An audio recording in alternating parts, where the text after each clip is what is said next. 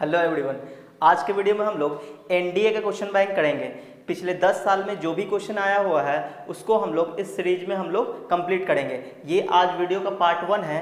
अगर जितना क्वेश्चन हो पाता है इसमें उतना हम लोग करेंगे, फिर जो भी क्वेश्चन रह जाएगा उसको हम लोग अगले वीडियो में करेंगे। तो चलिए स्टार्ट करते हैं। हमारा पहला क्वेश्चन है, if A and B are any two sets then what is the value of A intersection A union B. A intersection A union B, इसका वैल्यू हमें फाइंड आउट करना है। ये 2012 में पूछा गया था। उसमें ऑप्शन क्या है, complement of A, complement of B, B और ए, ये 4 ऑप्शन है। तो सबसे पहले हम क्या करेंगे, जो हमें जिसके बारे में पूछा गया इसको पहले थोड़ा सॉल्व कर लेते हैं। क्या बोला गया, ए और बी दो सेट्स है, ठीक है। Then what is the value of A, इसका वैल्यू किसके बराबर होगा, तो इसको पहले सॉल्व करना होगा। तो इसको हम लोग पहले सॉल्व करते हैं, किस लॉ से, डिस्ट्रीब्यूटिव लॉ से। वो मैंने पढ़ाया हुआ है, आप चाहें तो वो सीरीज दे सकते हैं। मैंने प्लेलिस्ट में बना रखा है set theory for class 11th, तो उसमें ये सब चीज़ें बता रखा है कि इंटरसेक्शन क्या होता है, यूनियन क्या हो सकता है, डिस्ट्रीब्यूटिव लॉ क्या होता है, सब बताया हुआ है। तो आप जाके वीडियो देख लें। वैसे मैं आई बटन पे लिंक भी दे देता हूँ। A intersection A union B पूछा गया है, इसका वैल्यू तो हम कैसे निकालेंगे, तो पहले इसको डिस्ट्रीब्यूटिव लॉ से इसको हम पहले सॉल्व कर लेते हैं। तो डिस्ट्रीब्यूटिव लॉ क्या कहता है कि यहाँ पे इंटरसेक्शन है तो A intersection A, A intersection ए और फिर बीच में यूनियन है तो यहाँ ब्रैकेट लेंगे, बीच में यूनियन और फिर A intersection B, A intersection B. तो अगर दो सेट हो और दोनों का अगर हम इंटरसेक्शन ले, दोनों सेम ही सेट है, दोनों एक ही सेट है, तो इंटरसेक्शन कितना आएगा, ए आ जाएगा। भाई अगर दो सेम चीज़ें हों, जैसे हम ये मान लें कि ये 2,3 है और किसी ने पूछा इंटरसेक्शन 2,3 का, तो हम क्या बोलेंगे, सेम ही आएगा 2,3। जो इसमें कॉमन है तो कॉमन क्या है, खुद कॉमन है ये। तो यही बात है यहाँ पे कि अगर ए इंटरसेक्शन ए तो कितना आ जाएगा, ए आ जाएगा। फिर यूनियन, अब A intersection B, A intersection B कितना आएगा, तो यहाँ पे लिख लेते हैं ए इंटरसेक्शन बी। तो ए इंटरसेक्शन बी का मतलब क्या हुआ कि जो ए में भी कॉमन होगा और बी में भी कॉमन होगा, यानी कि इसमें से जो एलिमेंट आएगा, इससे जो रिजल्ट आएगा वो रिजल्ट ए में भी होगा और बी में भी होगा, और उसी के साथ ए का क्या करना है, यूनियन करना है, कंबाइन करना है। तो जो यहाँ पे एलिमेंट आने वाला है, जो एलिमेंट आने वाला है वो ऑलरेडी ए में है, तो उसका यूनियन करेंगे ए के साथ तो कितना आएगा, ऑब्वियसली ए आएगा। अगर आपको ये समझ में नहीं आता है तो हम आपको वेन डायग्राम में समझा दे सकते हैं इस तरह से कि मान लो ये ए है और ये बी है, ठीक है, ये ए और ये बी, और ए इंटरसेक्शन बी वाला पोर्शन कौन सा हुआ, ये हुआ, ये ए इंटरसेक्शन बी। तो आंसर यही हुआ ए इंटरसेक्शन बी का। तो अगर हमसे पूछ दे कि ये है A intersection B, A intersection B, तो ए इंटरसेक्शन बी और ए इन दोनों का यूनियन करेंगे तो कितना आएगा, यूनियन करना मतलब कंबाइन कर देना, तो पूरा का पूरा ये वाला पार्ट और पूरा का पूरा ये वाला पार्ट आ जाएगा। तो क्या आ जाएगा, पूरा का पूरा ए आ जाएगा, क्योंकि ए के अंदर ही क्या है, ए इंटरसेक्शन बी है, यानी A intersection B is a subset of A. इसलिए ए इंटरसेक्शन बी का जो एलिमेंट आएगा वो एलिमेंट ऑलरेडी ए में है, ये जो एलिमेंट है वो ऑलरेडी ए में है, तो इसका जब यूनियन करेंगे इन दोनों का तो क्या आएगा, सिर्फ ए आएगा। इसका मतलब ऑप्शन नंबर कौन सा हो जाएगा, ऑप्शन नंबर डी। तो अब हम लोग अगला क्वेश्चन देख लेते हैं। अगला क्वेश्चन है, let A is equal to x such that x is a square of natural number। square of natural number, natural number क्या होता है, काउंटिंग नंबर 1 2 3 4 ये सब, and x is less than 100 और x क्या होना चाहिए, 100 से लेस भी होना चाहिए, 100 से छोटा होना चाहिए। तो ये जो सेट दिया हुआ है ए, ये बिल्डर फॉर्म में दिया हुआ है। अच्छा अगला क्या है, and b is the set of even natural number. दो सेट है, एक सेट ए है और एक सेट बी है। बी क्या है, B is a set of even natural number, even natural number, ये ध्यान रखना, even natural number. What is the cardinality of A intersection B. तो कार्डिनल नंबर मैंने पढ़ाया दिया है सेट थ्योरी क्लास 11th वाले, आप प्लेलिस्ट में जाएंगे तो वहां आपको मिलेगा, कार्डिनलिटी मैंने पढ़ाया है। कार्डिनल नंबर क्या होता है, कार्डिनल नंबर होता ये है कि किसी सेट में जितना नंबर ऑफ एलिमेंट होता है उस सेट का कार्डिनल नंबर बोलते हैं, कार्डिनलिटी बोलते हैं। जैसे मान लो किसी सेट में 5 एलिमेंट है तो उस सेट का कार्डिनलिटी 5 हो गया, तो नंबर ऑफ एलिमेंट्स को ही क्या बोलते हैं, कार्डिनल नंबर बोलते हैं या फिर कार्डिनलिटी बोलते हैं। ऑफ एन, तो हमसे ए इंटरसेक्शन बी का कार्डिनलिटी पूछा जा रहा है। मतलब ये बोला जा रहा है कि ए इंटरसेक्शन बी में कितना नंबर ऑफ एलिमेंट होगा ये आप बताइए। तो ये तो हम तब बताएंगे ना जब ए इंटरसेक्शन बी हम लोग फाइंड आउट कर लेंगे। तो आइए फाइंड आउट करते हैं ए इंटरसेक्शन बी। तो A intersection B find out करने के लिए ए जो सेट लिखा हुआ है इसको हम लोग क्या करते हैं, ये बिल्डर फॉर्म में है तो इसको हम रोस्टर फॉर्म में लिख लेते हैं या फिर टेबुलर फॉर्म में लिख सकते हैं। और बी भी जो लिखा B is a set of natural number, इसको भी हम लोग रोस्टर फॉर्म में लिख लेते हैं तो ज़्यादा हमें आसान हो जाएगा। तो देखिए ए दिया हुआ है क्या कि x is square of natural number. तो नेचुरल नंबर का स्क्वायर, तो नेचुरल नंबर होता क्या है, नेचुरल नंबर होता है 1 2 3 4 5 6 7 एंड सो ऑन, ये नेचुरल नंबर। लेकिन नेचुरल नंबर नहीं लिख रहा है यहाँ पे क्या लिखना है, स्क्वायर ऑफ नेचुरल नंबर। ए क्या है, ए के जो ए सेट है उसके अंदर जो एलिमेंट आएगा वो क्या आएगा, स्क्वायर ऑफ नेचुरल नंबर। तो स्क्वायर ऑफ नेचुरल नंबर कितना होगा, 1 का स्क्वायर 1, 2 का स्क्वायर 4, 3 का स्क्वायर 9, 4 का स्क्वायर 16, 5 का स्क्वायर 25, 6 का स्क्वायर 36, 7 का स्क्वायर 49 और 8 का स्क्वायर 64, 9 का स्क्वायर 81 और 10 का स्क्वायर 100। लेकिन 100 हमें नहीं लेना है, क्यों, क्योंकि इसने बोला यहाँ पे एक लाइन लिखा है इसने, and x is less than 100। अब वो 100 से छोटा भी होना चाहिए, तो 100 तो नहीं ले सकते, 100 से छोटा, तो 100 से छोटा क्या आएगा, 81 तक ही आएगा। तो ये हो गया सेट ए। अब सेट बी लिख लेते हैं। बी सेट क्या है, बी सेट है, B is a set of even natural number. Even natural number, तो इवन नेचुरल नंबर क्या होता है, इवन जैसे 2 हो गया, 2 4 6 8 10 12 आ जाएगा, फिर 14 एंड सो ऑन, ये तो इनफाइनाइट तक बिल्कुल जाता रहेगा। अब हमसे क्या बोला गया कि आप ए इंटरसेक्शन बी पहले निकालिए। तो ए इंटरसेक्शन बी क्या आएगा, ए इंटरसेक्शन बी का मतलब क्या होता है कि दोनों में कॉमन होगा। इन दोनों में कॉमन क्या आएगा, तो 1, इसमें से कॉमन आ ही नहीं सकता। तो कहने का मतलब ये इवन नंबर है तो इसमें से जो इवन नंबर होगा वही कॉमन आएगा। तो कॉमन क्या क्या आएगा, कॉमन आ जाएगा 4 चूंकि इवन है, 16 36 64, बस और कुछ भी कॉमन नहीं आने वाला। तो इसका मतलब ये हुआ कि इसमें कितना एलिमेंट आ गया, तो हम लोग बोलेंगे number of element in A intersection B is equal to 4। 1 2 3 4 element. तो इस सेट का कार्डिनलिटी कितना हो गया, 4। इसका मतलब ये हुआ कि इस सेट का कार्डिनलिटी 4 कौन सा ऑप्शन है, ऑप्शन नंबर ए। तो option number A is correct answer. तो अगला क्वेश्चन है let u is equal to x belongs to n। n क्या है, यहाँ नीचे लिखा हुआ है n being the set of natural number. n क्या है, नेचुरल नंबर है। और x का वैल्यू कहाँ से कहाँ तक, 1 से लेके 10 तक। b यानी कि यूनिवर्सल सेट दिया हुआ है, be the set of be the universal set. ये क्या है, यूनिवर्सल सेट है। ये u क्या है, ये एक यूनिवर्सल सेट है, यूनिवर्सल सेट। अच्छा, n being the set of natural number, इस n के बारे में बोल दिया गया है क्या है, ये नेचुरल नंबर है। तो a सेट दिया हुआ है और b सेट भी दिया हुआ है। Then what is the complement of a minus b।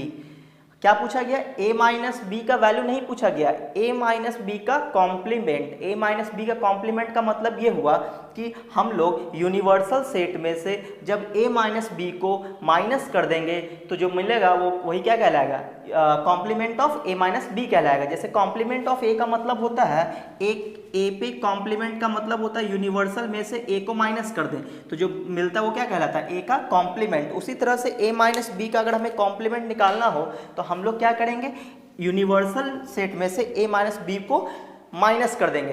तो a माइनस बी अगर हमें पहले पता चल जाए तभी तो यूनिवर्सल सेट में से हम माइनस करेंगे। तो क्यों ना पहले a माइनस बी पता किया जाए।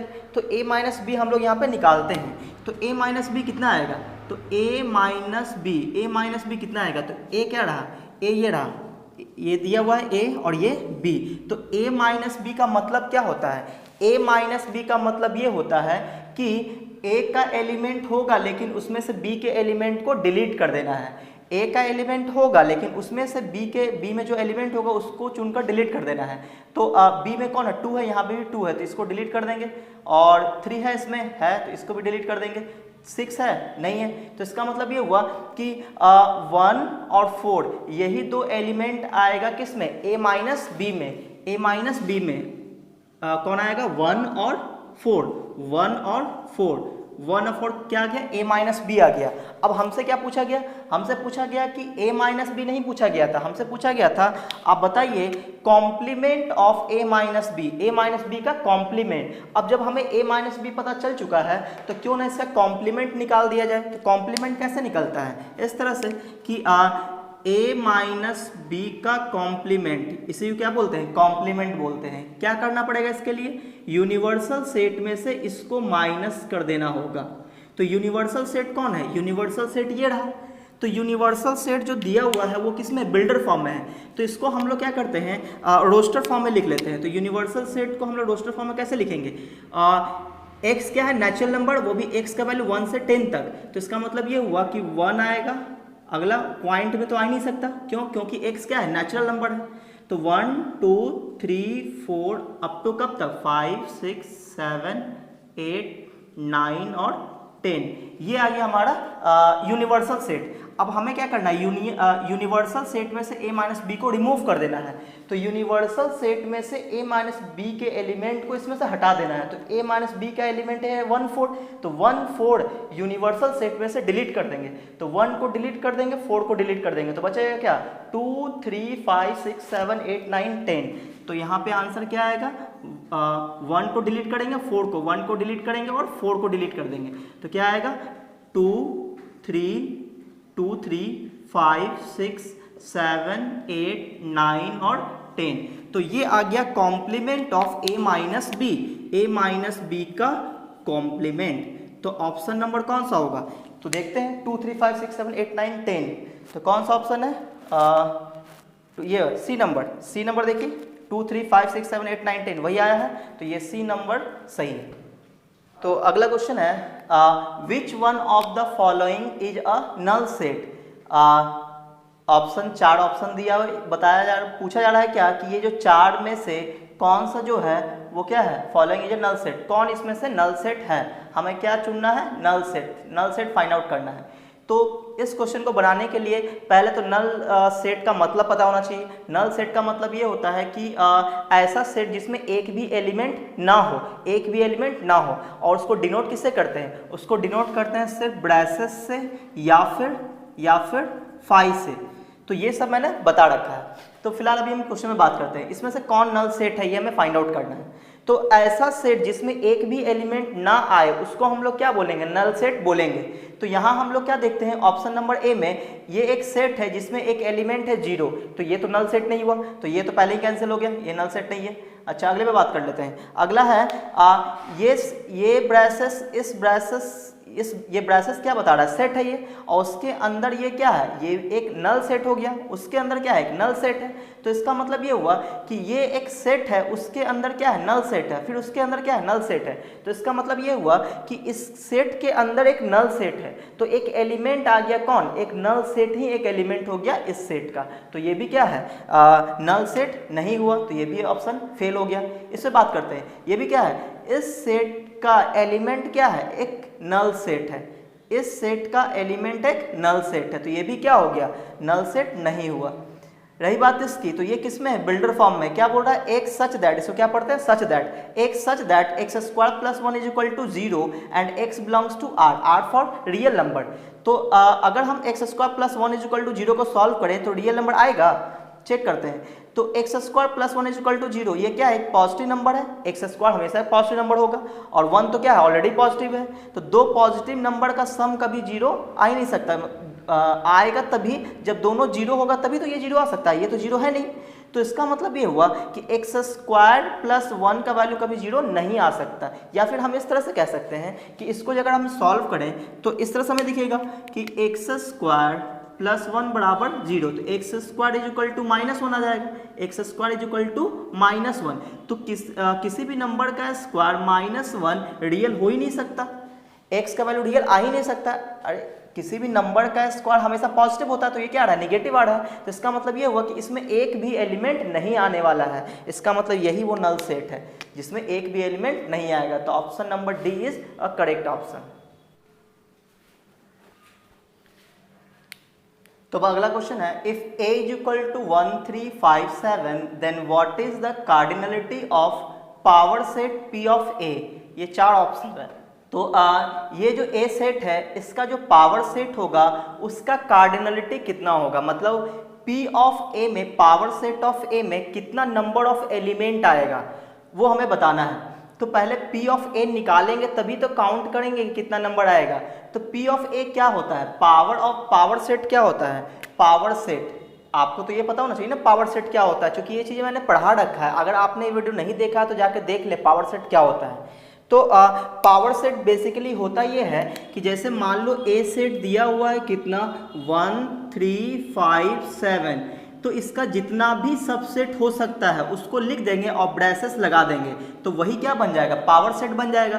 तो हमें बस ये बताना है कि उस पावर सेट में कितना नंबर ऑफ एलिमेंट आएगा। तो पावर सेट का नंबर ऑफ एलिमेंट क्या होता है, ये मैंने लिखवाया था, क्या लिखवाया था कि number of power set, number of element of power set of A is equal to number of subset of A. तो इसका मतलब ये हुआ कि इस ए का जितना नंबर ऑफ सबसेट होगा उतना ही number of element of power set of A होगा।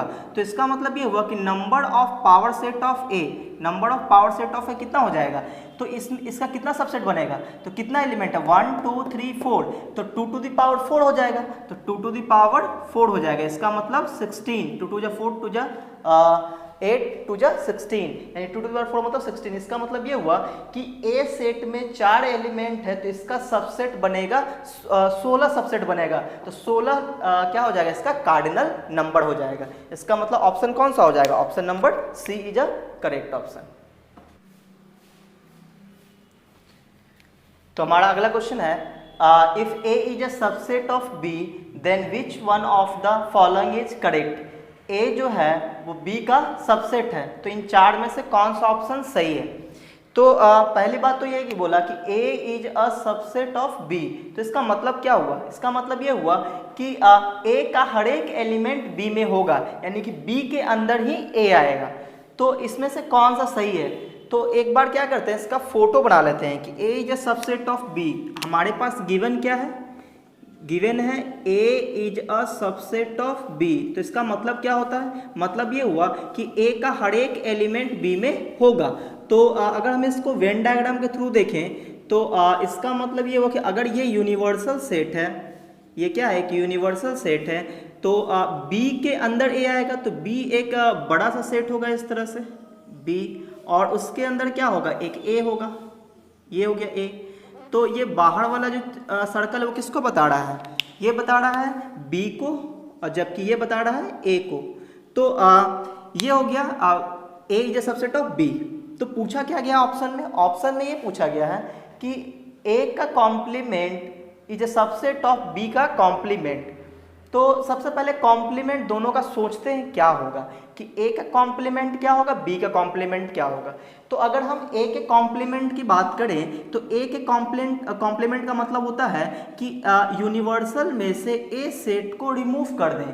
तो यूनिवर्सल सेट में से ए को रिमूव कर देंगे तो ए का जो कॉम्प्लीमेंट होगा वो कुछ इस तरह से दिखेगा। जैसे मान लो कि ये हमारा अभी बी था, ये ए है, तो अगर ये ए है, ये कौन है ए, ये वाला पार्ट कौन है ए, और ये कौन है बी, तो और ये कौन है यूनिवर्सल सेट। तो ए के कॉम्प्लीमेंट का मतलब ये है, हम यहाँ पे ए कॉम्प्लीमेंट दिखाने जा रहे हैं, तो ए के कॉम्प्लीमेंट का मतलब ये हुआ कि यूनिवर्सल में से ए को रिमूव कर देना। जब यूनिवर्सल में से ए को रिमूव कर देंगे तो कौन सा पार्ट हमें दिखेगा, तो ये पूरा दिखेगा हमें, ये पूरा, ये ए को छोड़कर ये पूरा दिखेगा। ए के कॉम्प्लीमेंट का मतलब हुआ ए को छोड़कर ये पूरा पार्ट हमें दिखेगा, ये पूरा, ठीक है, ये पूरा दिखेगा। अच्छा, अब बी का कॉम्प्लीमेंट का क्या मतलब होगा, तो ये हो गया ए का कॉम्प्लीमेंट, ये वाला पार्ट आ रहा है बाहर वाला पार्ट, ठीक है। अच्छा, बी के कॉम्प्लीमेंट की अगर हम बात करें, बी का कॉम्प्लीमेंट, तो बी के कॉम्प्लीमेंट का मतलब क्या होगा, इसका मतलब ये होगा कि बी वाले पार्ट को छोड़कर, तो ये था बी और इसके अंदर कौन था ए। तो अगर हम लोग बात करें, ये था कौन बी और ये था ए, तो बी का कॉम्प्लीमेंट का मतलब ये हुआ कि बी यूनिवर्सल सेट में से बी पार्ट को रिमूव कर देंगे। तो कलर पार्ट कौन सा आएगा, कलर पार्ट ये वाला आएगा, बी पार्ट ही रिमूव हो गया, पूरा का पूरा बी सर्कल ही रिमूव कर देंगे, तो ऑटोमेटिक ए भी क्या होगा, रिमूव हो जाएगा, क्योंकि A is the part of B. तो इसका मतलब ये हुआ कि ये पोर्शन दिखेगा, तो ये रहा ए कॉम्प्लीमेंट, ये रहा बी कॉम्प्लीमेंट। अब आप खुद देखकर बताएं कि क्या ए का जो कॉम्प्लीमेंट है इसका हर एक एलिमेंट बी कॉम्प्लीमेंट के अंदर आएगा? क्या इसका जो एलिमेंट है वो सभी एलिमेंट इसके अंदर आएगा? बिल्कुल नहीं आएगा, क्योंकि ये वाला एलिमेंट तो इसमें है ही नहीं। हाँ, उल्टा हम ये कह सकते हैं कि इसका हर एक एलिमेंट इसमें है, क्योंकि इसका सिर्फ बाहर वाला एलिमेंट इसमें दिख रहा है और इसमें भी वो पार्ट है, तो इसका मतलब B dash is a subset of A dash है। देखिए, तो ऐसा कोई ऑप्शन है कि हाँ B dash is a subset of A dash, मतलब ये ऑप्शन 100% करेक्ट है, बी नंबर ऑप्शन। और तो अगला क्वेश्चन हमारा है, in a group of 50 people 2 test were conducted, 1 for diabetes and 1 for blood pressure. 2 type का टेस्ट किया गया, एक डायबिटीज के लिए, एक ब्लड प्रेशर के लिए। 30 people were diagnosed with diabetes and 40 with high blood pressure, यानी कि टोटल 50 पीपल्स थे, उनमें से 30 पीपल को डायग्नोज किया गया किसके लिए? 30 पीपल किसके लिए? With diabetes and 40 with the blood pressure, किसके लिए? ब्लड प्रेशर के लिए। तो what is the minimum number of people who were, minimum number of people who were having both diabetes and blood pressure, यानी कि हमसे क्या पूछा जा रहा है कि एक तो ये दिया हुआ है कि 50 लोगों का ग्रुप है, 2 टाइप का टेस्ट किया गया, एक टेस्ट हुआ डायबिटीज के लिए, एक हुआ ब्लड प्रेशर के लिए। 30 पीपल ऐसे हुए जिनको डायग्नोज किया गया किसके लिए? डायबिटीज के लिए, और 40 को डायग्नोज किया गया किसके लिए? ब्लड प्रेशर के लिए, हाई ब्लड प्रेशर के लिए। तो यहाँ पे 2 टाइप का वेरिएबल है, एक डायबिटीज और एक ब्लड प्रेशर। तो इसका मतलब डायबिटीज को हम डी मान लेंगे और ब्लड प्रेशर को बी मानते हुए हम लोग काम करते हैं। तो हमसे पूछा गया कि what is the minimum number of people who were having both diabetes and blood pressure. तो यहाँ पे बोथ लिखा हो, बोथ मतलब दोनों होना चाहिए उसको, डायबिटीज एंड ब्लड प्रेशर, और वो क्या होना चाहिए? मिनिमम अमाउंट होना चाहिए। तो हम लोग क्या करते हैं, पहले जो गिवन है उसको लिख लेते हैं। इसमें गिवन क्या है? तो इसमें गिवन जो है, गिवन क्या है? नंबर ऑफ पीपल जिसको क्या है डायबिटीज, वो क्या है? 30 है, तो डायबिटीज को हम डी मान लेते हैं, तो नंबर ऑफ डी हो जाएगा 30, और नंबर ऑफ एक ब्लड प्रेशर था तो उसको बी मान लेते हैं, वो कितना है?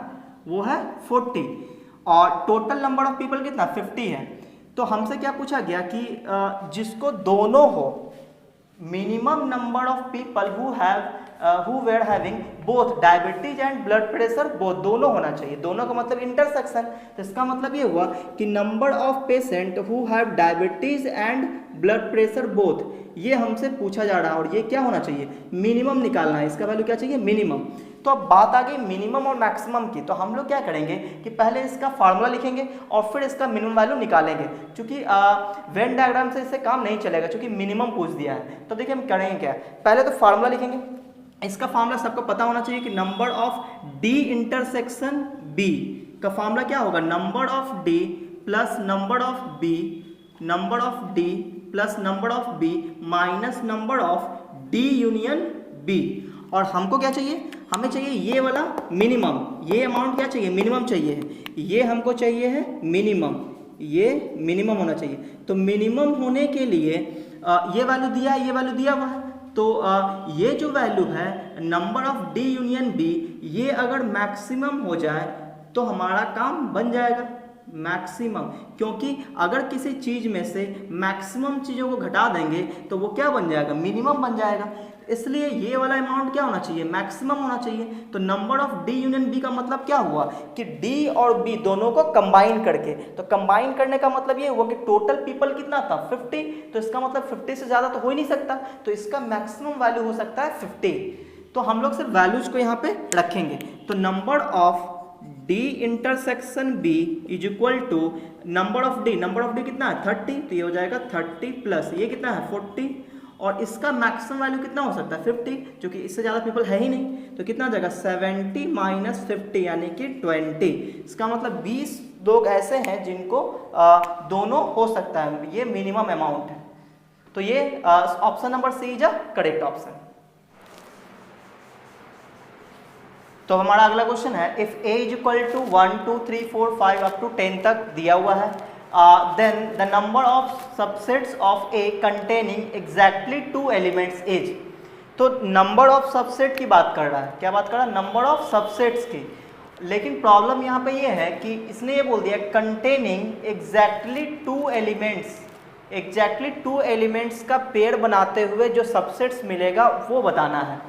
तो अब क्वेश्चन कैसे बनेगा? तो हम लोग ये जानते हैं कि 10 में से ये जो 10 है इसमें से दो का पेड़ बनाना पड़ेगा। दो का पेड़ मतलब क्यों बनाना पड़ेगा? उसने बोला कि एग्जैक्टली 2 एलिमेंट्स होना चाहिए, यानी कि 1 एलिमेंट्स का जो सबसेट्स होगा वो हमें नहीं चाहिए, 3 एलिमेंट्स का जो सबसेट होगा वो भी नहीं चाहिए, और ये 10 एलिमेंट्स का जो सबसेट होगा वो सब नहीं चाहिए। सिर्फ और सिर्फ 2 एलिमेंट्स का जो सबसेट होगा वो आप हमको बता दीजिए कितना होगा। तो हम लोग क्या करेंगे ऐसे केस के लिए कि कितना एलिमेंट है? टोटल 10 है। तो 10 में से दो एलिमेंट्स का पेड़ बनाना है जो क्या होना चाहिए? एक दूसरे से अलग होना चाहिए। तो वो कैसे बनाएंगे? तो बहुत मुश्किल है सोचना, जैसे 1 2 है, फिर 1 3 है, फिर 1 4 है, फिर 1 5 है, इस तरह सोचना बहुत ही मुश्किल है। तो यहाँ पे हम लोग क्या करेंगे कि कॉम्बिनेशन का यूज करेंगे।